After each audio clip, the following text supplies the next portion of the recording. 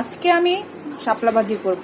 তো শাপলাগুলোকে কেটে নিয়েছি, তারপর লবণ দিয়ে ভালো করে মথে নিয়েছি। এতে করে শাপলার যে পানিগুলো আছে সেগুলো ঝরে যাবে, শাপলাতে পানি কম উঠবে রান্না করার সময়।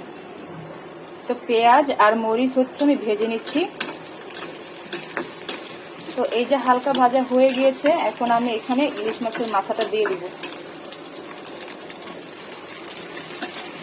তো একটাই মাথা ছিল, এটা কিছু ভাজা ভাজা করে নেব। চিংড়ি মাছ দিয়ে রান্না করলে আরো ভালো হয়। আজকে আমার ঘরে যেহেতু চিংড়ি মাছ নেই, তো আমি এই একটা ইলিশ মাছের মাথায় দিয়েই শাপলা ভাজি করব। তো এখানে হলুদ গুঁড়া, ধনে গুঁড়া আর লবণ দিয়ে মাছটাকে আরেকটু ভাজা ভাজা করে নেব।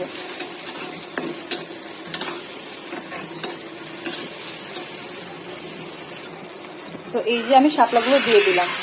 এই যে আমি একটু নেড়ে দিচ্ছি, এটা কিন্তু ঢাকা যাবে না, তাহলে অতিরিক্ত পরিমাণ পানি উঠে যাবে। তো এই যে শাপলা ভাজি কিন্তু মাঝখান দিয়ে আমি একটু নেড়ে চেড়ে দিচ্ছি। আর দেখুন এখানে কিন্তু বেশি পরিমাণ পানি উঠে নেয়। এই যে, তো আর একটু পরে হচ্ছে আমি জিরা গুঁড়ি দিয়ে নামিয়ে ফেলবো, আর একটু ভাজা ভাজা করে। আর শাপলা যত ভাজা ভাজা করে খাওয়া যায় ততই মজা হয়। তো এই যে সামান্য পরিমাণ জিরা গুঁড়ি দিয়ে দিলাম। তো এখন ভাজিটা নেড়ে চেড়ে নামিয়ে দিব। দেখেন কত নরম হয়ে গেছে। আর এভাবে করে ভাজি করে খেলে এত মজা লাগে শাপলা।